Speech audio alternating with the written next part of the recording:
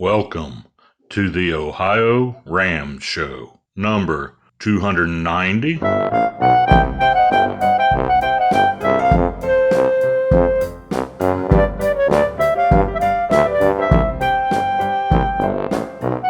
hello again, it's Lee Kreider here with the OhioRAAM Show, where we explore the ultra and ultra cycling. And we have a guest with us who is the voice of the race across America. And we'll be talking to George Thomas here in a little bit, but just remember there are show notes right below here. They'll give you some links to some of George's activities, some other things about ultra cycling. And as always, we say thank you to all the people who operate our time stations here in Ohio. There's 3 of them now, staffed around the clock. Well, not this year, I guess, huh? But hopefully 2021 we'll be back, and that's enough said about all that. Let's get on, because I know he's got a meeting coming up with George Thomas there in Boulder, Colorado. George, how you doing this evening?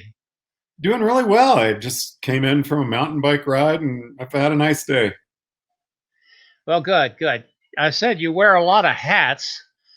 And I'm wearing this one to hide my skullet. I'm too bald on top and too long in the back.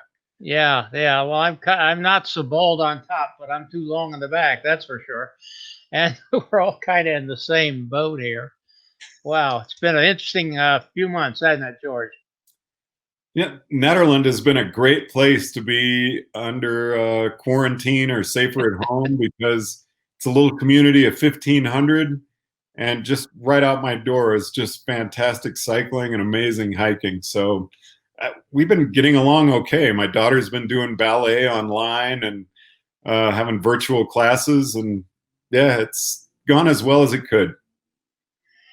Hey, George, we want to talk a little bit about this VRAAM after a bit here. I know you've been talking about it on your podcast. I've been watching you there. You've had quite a little background in the race across America, I think, both as an announcer, a writer, maybe some other roles as well, huh?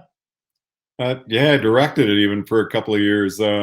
My first RAAM was back in '93 on a 4-man relay, and we ended up winning and came back the next year and got slaughtered. And then I went solo, and the slogan of the race that year was the toughest race in the universe. And I watched a couple going out on a tandem, and I thought, wow, that looks even harder than what I'm doing. So I made up my mind to try it on a tandem, and did it tandem in 2000 and 2002. And then my tandem partner and I went back in 2004 and did it as the first 2-person mixed team relay. So I love RAAM. You've been known to do the race across the West, fly to Annapolis, and announce the finish of the race across America, haven't you? That's kind of my new thing.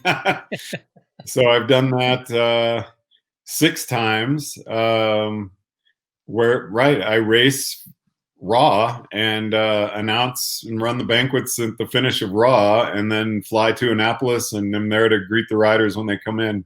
It's fun to see them at the start and then get to see them at the finish as well, and do some riding with them along the way. I love it.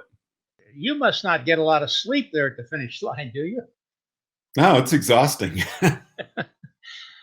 Well, we appreciate that, and appreciate what contributions you've made there, and always enjoy your presentations. Hey, George, you're involved in something that I know as over-the-top radio. Can you tell me what that's all about? Yeah, my dream when I was in college was to be a ski instructor and a DJ. How's that for a life ambition? What more could you want, huh? And I left graduate school in '87 and started teaching skiing, and that's just become a real part of my life. But I got my degree in communications and was in radio at the same time. And I got a really nice job offer in 2010 to get back into radio as a news director, but I would have had to leave Colorado and didn't want to do that. And so I started a cycling podcast, and then that grew into a ski podcast, and skiing is really where I'm spending most of the time in podcasting these days, but also still doing RAM radio, which I really enjoy. And over the top I'm about because someone said that my post-race parties are way over the top. And I had just turned 50, and I thought, I want to name my new little business Over the Top Productions instead of Over the Hill. And you actually operate several ultra cycling events, do you not? I do. I put on a time trial stage race. Every stage of this event is a time trial. That's at the last weekend of April. That got canceled due to COVID this year. That's up in Oregon. The following weekend, also in Oregon, I do a 200-mile race called the Deschutes Double. It's along the Deschutes River for the start and finish. Then we do Race Across Oregon, which is the RAAM qualifier. That's a 1,000K. I have a 450-miler and a 260-miler. Then I usually do a 6/12/24 in September up in Oregon. And then biggest event I've got is the Natchez Trace 444, and that takes place the first weekend of October. I've been watching you on the live streaming that's coming out of the Race Across America headquarters there. I guess you're sort of hosting that as well. Yeah. And I believe you said that Race Across Oregon was, at this point, probably going to happen, or you anticipate it was going to happen. Yeah, we're on. The way things are going, I came up with a safety precautions plan. Nothing political, nothing there. It's like, along the course, there are places where there's no support. Some areas there's no sound allowed, external sound. So this is just, you have to wear a mask when you go into one of the small towns out in Oregon. There's no hospitals around there. There's no hospital beds. I don't want us to bring anything in that's contagious. And we really want to show respect to the communities that we pass through. We're, I believe, the first ultra cycling event that's going to be taking place since COVID, since the shutdown. And we really want to try to set a standard to show communities and sanctioning bodies that, look, this can be done safely. And we've stretched out our finishing time a little bit. I was really concerned about riders having enough time to prepare and be trained up. So you'll be an official finisher if you finish within a certain amount of time that's longer than it was last year. Again, I want people to come out. I want them to have fun, and I want them to be able to enjoy a bike race again. We're not doing a neutral rollout. It's a time trial start, and everybody's spaced out by a minimum of 15 minutes. Again, really to show people that we're trying to be safe. We have them in mind. I'm really concerned. Always my priority one is the safety of riders and crew and participants in the event. And this year it's riders, crew, participants, and the communities that we pass through. And then you have the Natchez Trace 444. And when does that happen normally? It's the first weekend of October. It starts on Friday and finishes Sunday afternoon. I guess I'm not familiar. Does that go north to south or south to north, or? We go north to south, which the climbing is very much there's a lot more climbing in it than people think. It's not a tabletop, but it's much more front loaded if you start at the north. The only problem is it's generally into a slight headwind, and you can never turn out of it. The whole course is a national park, Natchez Trace Parkway. There are no turns, there's no stoplights, there's no stop signs.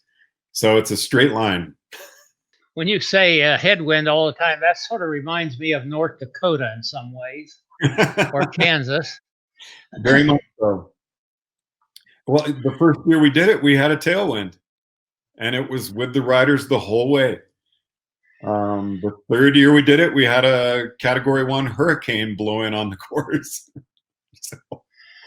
I had Rupert Guinness on the last episode of the show, who is kind of the provocateur, I guess you would say, of the virtual Race Across America. And you're going to try to do something media-wise with this? How's that going to work? How are we going to cover this thing? Give people attention.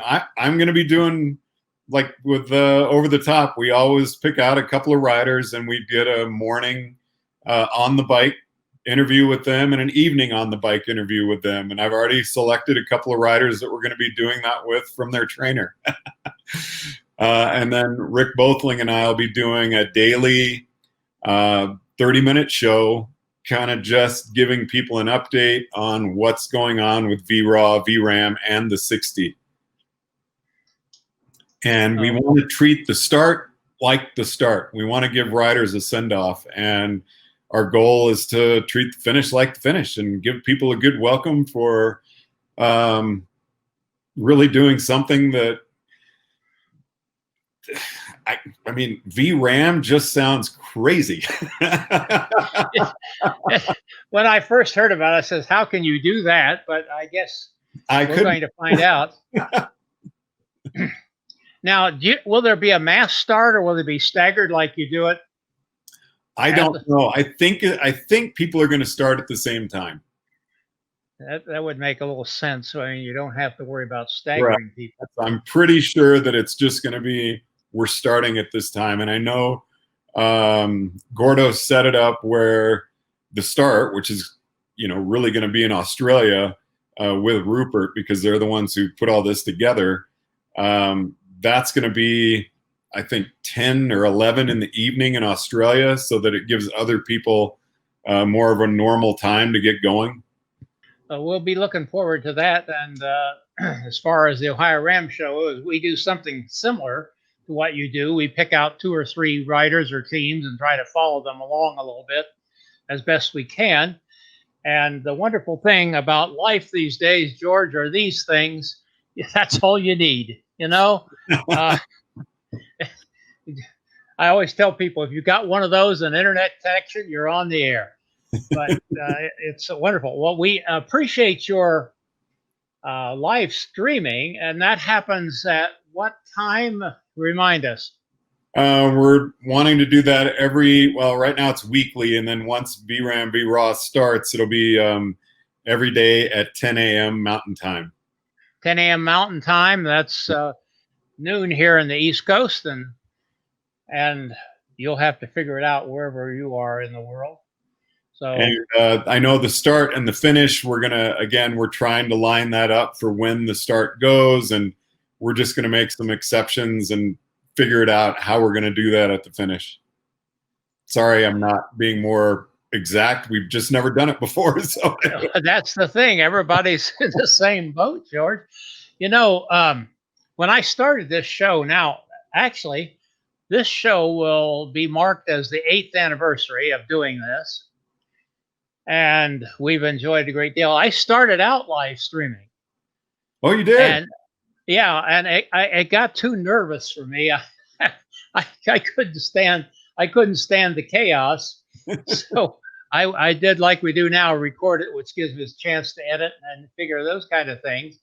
Now, this service I use, StreamYard, I can actually live stream to Facebook and YouTube both at the same time, plus put the little responses people make up here on the bottom. But I just never had the courage to jump into that. And of course, when you're dealing with people at all parts of the world, it makes it a little difficult as well. Yeah. But we enjoyed doing it, and we enjoyed seeing you out there all the time, and we'll be looking forward to seeing more of you. Hey, George, thanks for popping in and chatting with me a little bit here, and looking forward to seeing you on Virtual RAM. All right. Thank you very much. Okay. Thanks a lot, Jeff. Bye-bye.